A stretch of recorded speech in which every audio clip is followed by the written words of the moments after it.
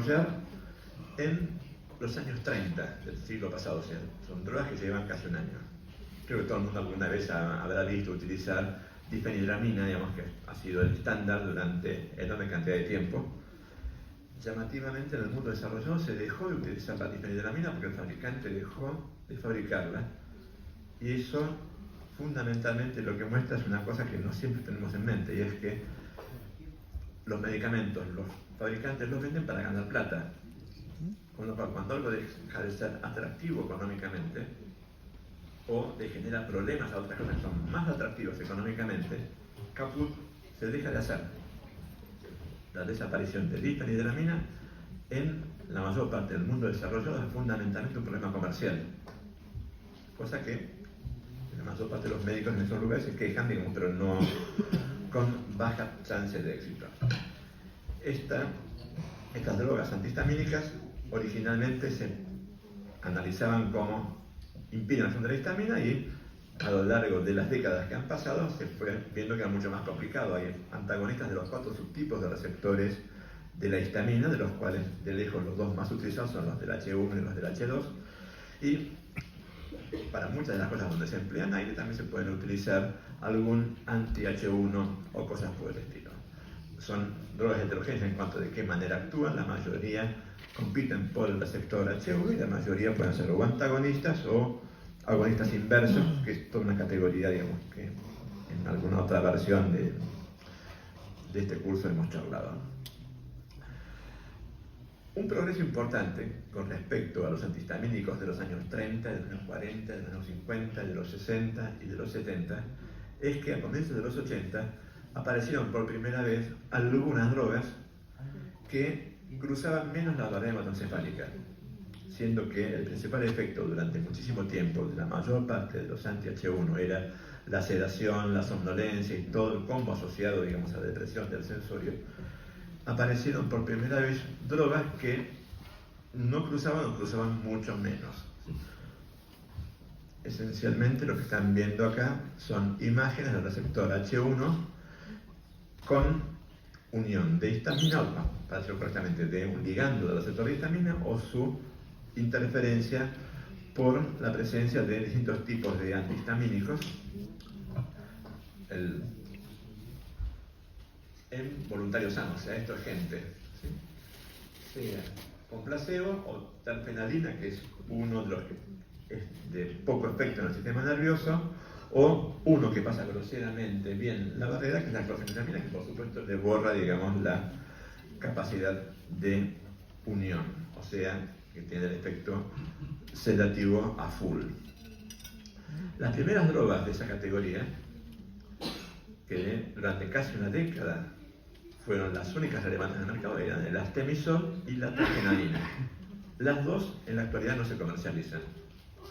El Astemisol primero y la terfenadina un poquito después, por la demostración de que, teniendo ventaja en cuanto a la sedación, tenían un problema que hasta ese momento no se había tomado en consideración detalladamente, que es la producción de prolongación del QT. Esa prolongación del QT, seguramente ya lo han discutido en algún momento, genera esencialmente una alteración en la repolarización, que a su vez hace que haya mayor susceptibilidad a estímulos que están cayendo en la fase final de la repolarización, y la consecuencia de eso es la producción eventualmente de arritmias. Un tipo particular de arritmia que se llama torsión de puntas por el patrón electrocardiográfico que tiene y que puede progresar a taquicardia ventricular o a cosas más graves y eventualmente ser causa de muerte súbita. El Astemisol, que fue el primero con el cual se lidió, rápidamente salió. La terfenadina tardó 4 o 5 años más en salir. Y lo curioso, o por lo menos lo llamativo, es que el que pidió sacar a la terfenadina era el propio fabricante de terfenadina, que es el mismo que fabrica la fexofenadina, que seguramente todos habrán escuchado la propaganda, digamos, hay una cantidad de productos comerciales de venta libre de fexofenadina. O sea, primero generó la alternativa y después, digamos, propuso, bueno, el anterior que tenía lo podemos sacar. Lo que les quiero hacer notar es que una cosa que tiene que ver con un balance esencialmente en base a seguridad, en base a información de farmacovigilancia, puede ser utilizado de varias maneras distintas, con intencionalidades diferentes. Nadie discute, digamos, que está bien que no es la terfenadina. Lo llamativo es la secuencia temporal y todo lo que esto tuvo de impacto fundamentalmente económico, que lo sigue teniendo todavía. ¿Sí? Esto para mostrar justamente la enorme heterogeneidad que había en términos de sedación. Los que están marcados son algunos de los relevantes. ¿Sí? Pexofenadina, la primera flechita, es justamente el metabolito activo de uno de los metabolitos de la terfenadina. Loratadina es probablemente el más utilizado desde hace unos cuantos años en Argentina, perdiendo en este momento con respecto a la fexofenadina, y los dos que están más abajo son primariamente los más clásicos, difeniramina, que es del año 1935, o clorfeniramina, que es de los 50, una cosa por el estilo, que obviamente tienen mucho efecto sedativo. Ese tema de la programación del QT, que ya se conocía para la quinidina y para algunos antiarrítmicos en los años 80, se empezó a encontrar que en realidad causaba episodios de prolongación y arritmia en más individuos de los que uno se imaginaba, digamos, y estaba asociado a varias drogas diferentes. En este momento, de hecho, hay una guía específica de la ICH, ese organismo que yo les mencionaba el otro día, que tiene que ver con la globalización de la regulación sanitaria, que establece la obligatoriedad de evaluar, antes de que el medicamento salga al mercado, cuál es su capacidad de interferir con la repolarización y de generar prolongación del QT. Y eso le costó la presencia en el mercado a una cantidad de sustancias, no solamente a los dos que les acabo de mencionar, sino a la cisaprida, que en algún momento, bueno, son todos demasiado jóvenes como para haber escuchado de esto, pero algunos que tienen más horas de vuelo seguramente se acuerdan de lo que era la tasa de utilización de cisaprida, digamos, como prokinético gástrico, o algunos antipsicóticos, o otra cantidad relativamente importante de moléculas. Una de las que perdió el mercado por esto es el propoxifeno. Del nombre todos seguramente han estudiado propoxifeno en algún momento. El propoxifeno o el dextropropoxifeno, digamos, la molécula activa es el isómero dextrógeno. Es un analgésico que se utilizó durante una enorme cantidad de años y que tenía varios problemas. El problema más importante, en la opinión de mucha gente del mundo desarrollado, es que como analgésico era muy pobre, o sea, era muy escasa la actividad analgésica que tenía. Cuando lo ponían cabeza a cabeza, por ejemplo, con los AINE en general, la mayor parte de las veces daba empate. Para un opiáceo, yo diría, es relativamente poco. Por otro lado,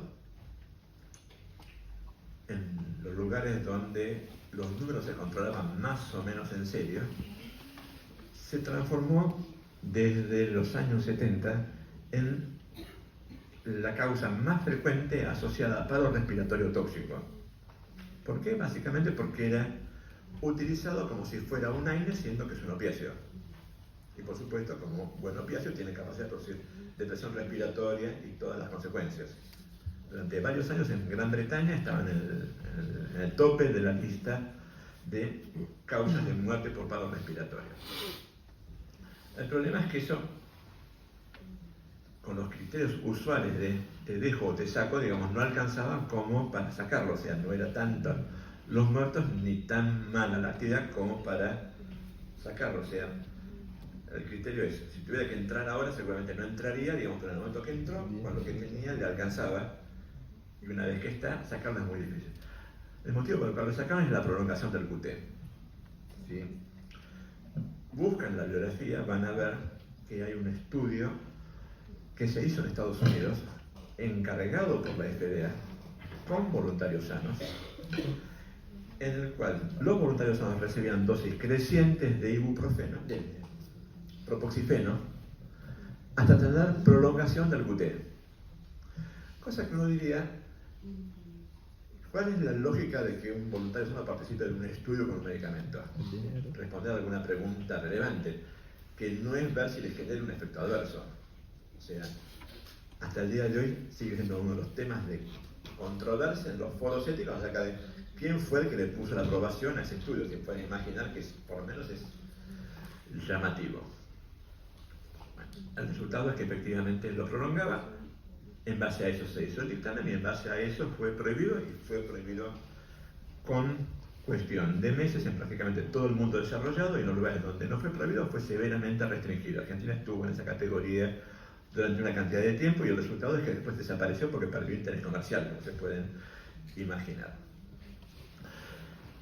Una de las cosas interesantes es que eso, que era un efecto de varias drogas asociadas a una cosa grave que potencialmente mata, se desconocía esencialmente qué tan probable era que ocurriera con otras drogas, porque en general no habían sido sistemáticamente evaluados. O sea, todos los que hacen farmacovigilancia en las distintas partes del mundo arrancaron, digamos, a estudiar eso. Bueno, en Argentina tuvimos oportunidad de hacer alguna cosa de eso. Esto es básicamente uno de los estudios que se hizo. Esto lo hizo el Centro de Farmacovigilancia de la Facultad de Medicina, el que aparece ahí es el doctor Di Girolamo, que era el profesor, digamos, que dirigía en ese momento el centro, que encontró una enorme cantidad de drogas que producían prolongaciones del QT, básicamente en el uso corriente en atención ambulatoria. Si se fijan, no vamos a dar toda la lista, pero donde dice resultados hay una extensa lista de drogas que aparecen. Una de las categorías que llamó la atención, después se hizo un paper específicamente con esto, haciendo la demostración particular, eran los inhibidores de beta-lactamasas, que deben tener alguna parecido estructural probablemente con estos son todos inhibidores de un canal de potasio que son responsables de la repolarización, que se acuerdan de eso, para explicar qué es lo que pasaba.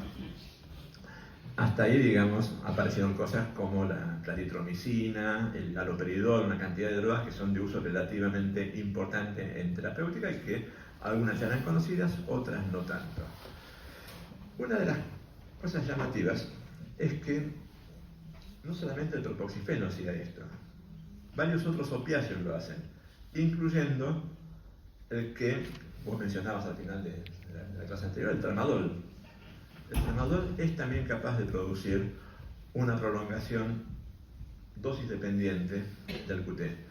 Todos esos puntitos son muestras de sangre de pacientes que al mismo tiempo que le están sacando la sangre están haciendo un electro para medir el QT. Y lo que se está correlacionando es, creo que todos saben, digamos, que hay varias formas de hacer corrección del QT. Esto es corrección de Bassett, hay por lo menos otras 3 correcciones diferentes que se pueden tener y que dan resultados un poquito distintos, pero esencialmente en